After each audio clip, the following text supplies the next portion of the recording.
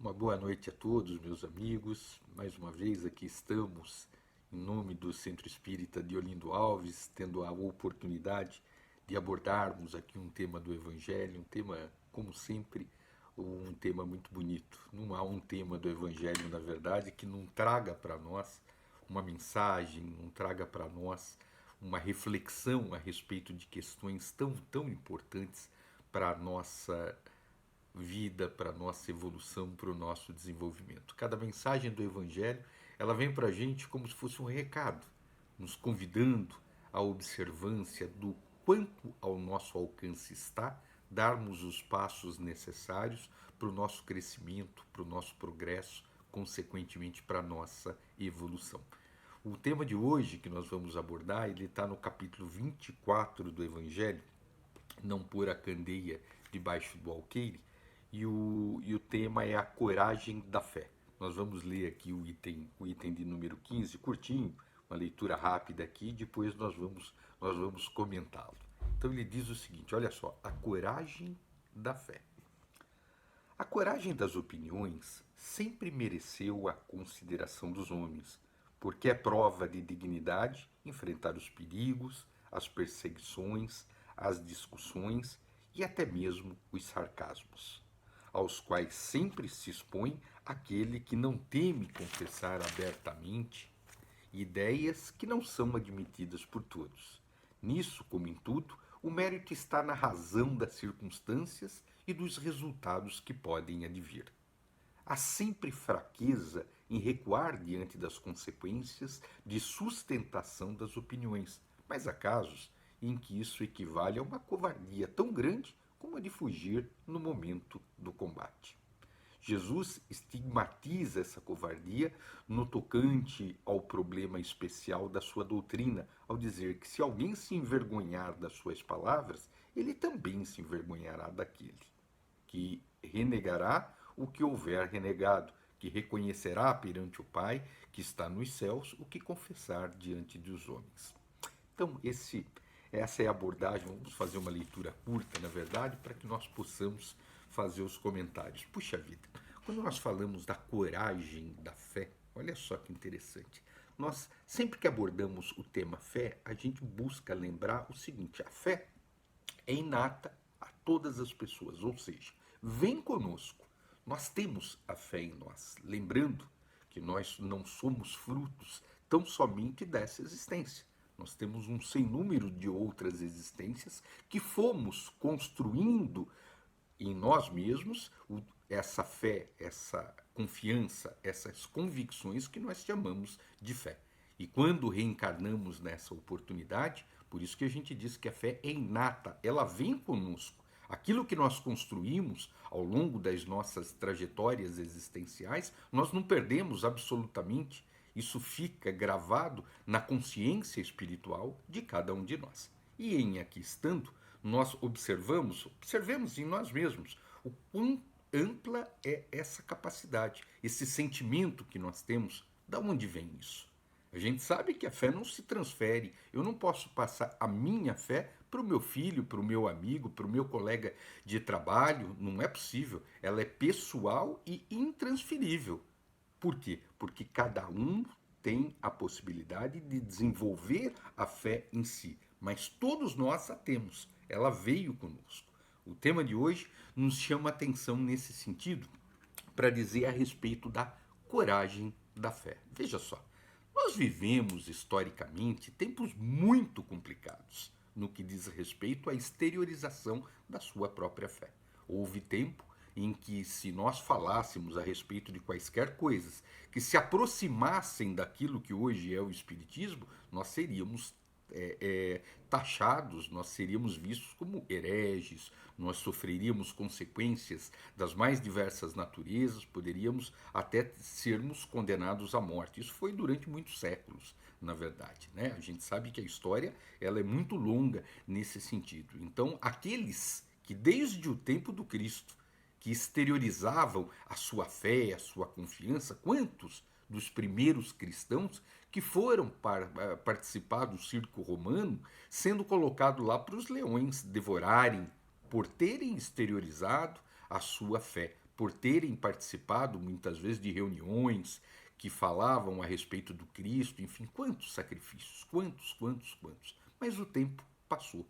O tempo vai trazendo a evolução para todos nós e nós chegamos nos dias de hoje. Se nós voltarmos um pouquinho só para trás, nós vamos nos lembrar que no tempo de Kardec, quando ele elabora com a espiritualidade, com o espírito de verdade, com toda a estrutura espiritual que participou desse projeto, claro que Kardec sofreu um preconceito muito grande com relação à sua obra. Sua obra, inicialmente, ela fora vista como uma obra demoníaca, uma obra do mal, que eram os espíritos, e os espíritos, à época, eles eram taxados, na verdade, como seres do mal. Essa era a interpretação que se tinha. Então havia, por ignorância, ignorância no sentido literal da palavra, no sentido de ignorar o que era o espiritismo, principalmente por pessoas que não conheciam. Hoje, nós tendo, como de fato temos, acesso à literatura, a um conhecimento um pouco mais aprofundado, nos mostra que o espiritismo ele nada mais é que o cristianismo, rede vivo, ao alcance de todos nós, quanto à compreensão. Qualquer pessoa que ler as obras de Allan Kardec, quaisquer pessoas que buscarem o conhecimento do Espiritismo, vão ter acesso a uma obra que nos traz com uma facilidade muito grande o entendimento. Não precisamos ser doutores para compreender a literatura. Muito pelo contrário, é sempre colocado dentro de uma linguagem ao alcance de todos nós. E é nesse sentido que a gente observa que lá, e mesmo no tempo de Kardec, houve realmente uma dificuldade muito grande nos primeiros tempos, livros sendo queimados em praça pública, quanta coisa aconteceu, né? O tempo foi passando.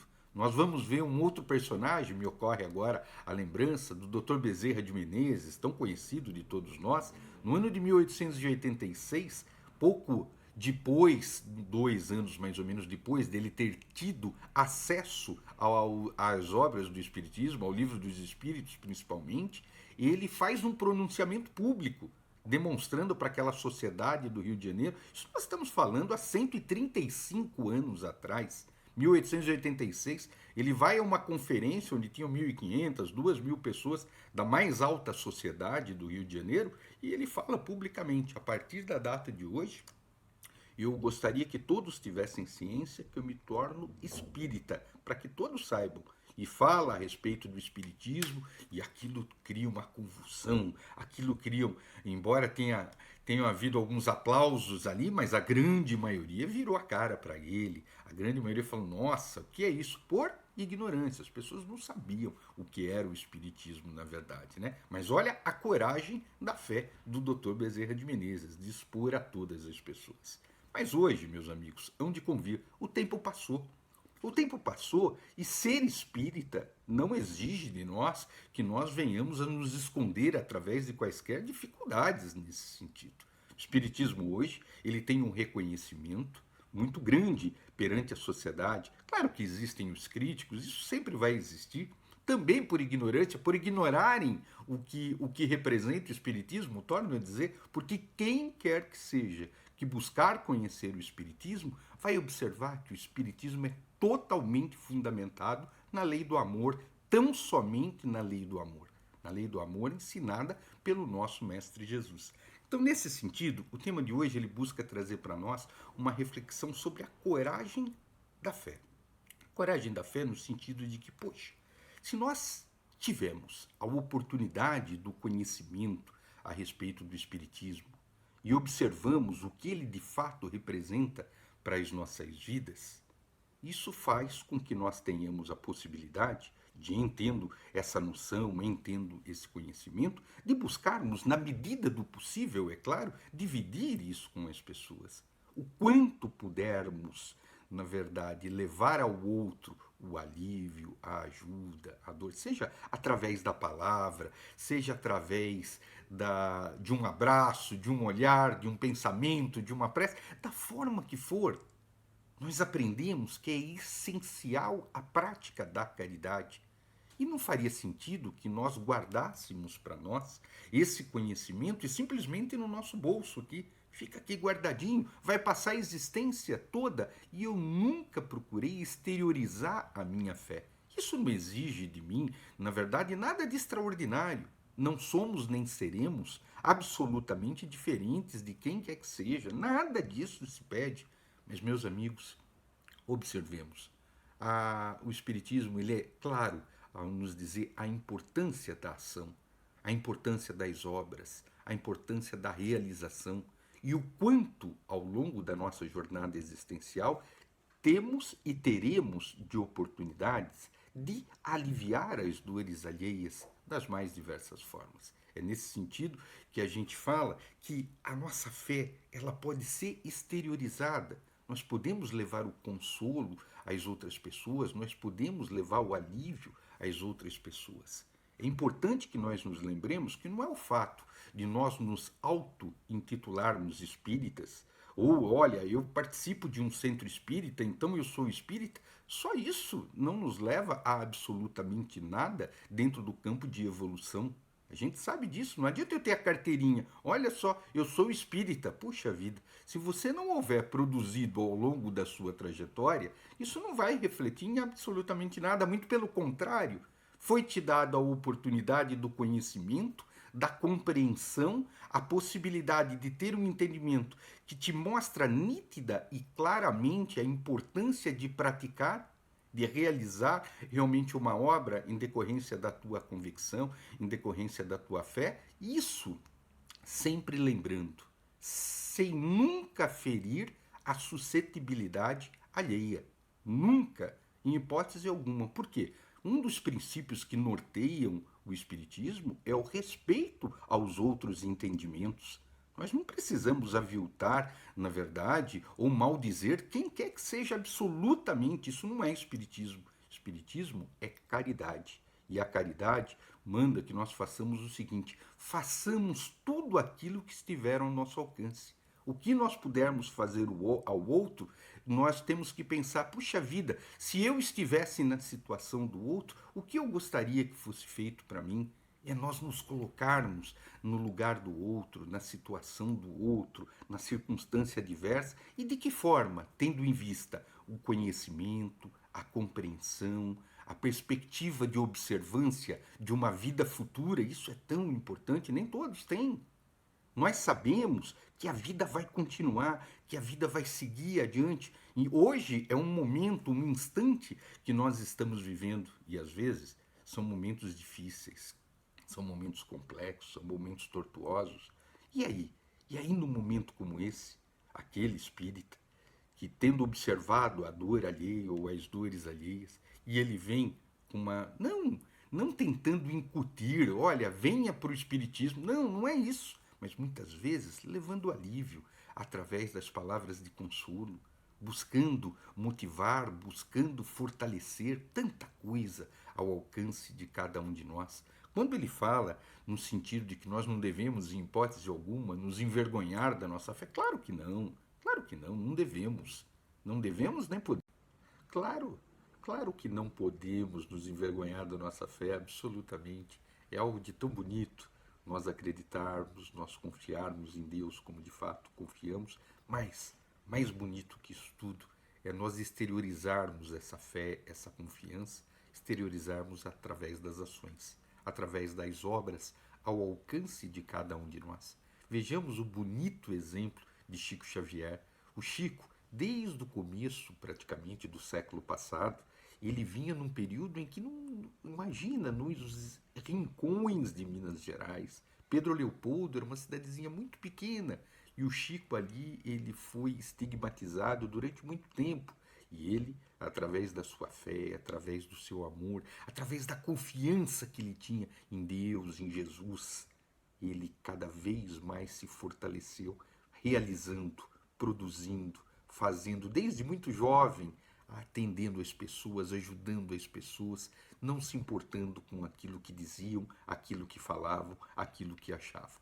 Importante nós observarmos, na verdade, que é verdade, nós não somos o Chico Xavier, claro que não somos. No entanto, nós podemos fazer muito dentro daquilo que está ao nosso alcance, por conta dessa fé, por conta desse conhecimento, por conta da oportunidade que fora dada a cada um de nós de sabermos o quão importante é fazermos o bem, levarmos ao outro aquilo que nós quereríamos que a nós fosse levado se nós, na situação dele, nos encontrássemos. Então, nesse sentido, tenhamos a certeza, não vai nos faltar oportunidade de realizarmos a caridade, de praticarmos o bem, não vai nos faltar essa chance. A coragem da fé, ela significa, na verdade, que nós devemos cada vez mais nos fortalecer, porque ao nos fortalecermos nessa fé, nós nos fazemos mais e mais em condições de fazermos o bem, de levarmos ao outro o lenitivo,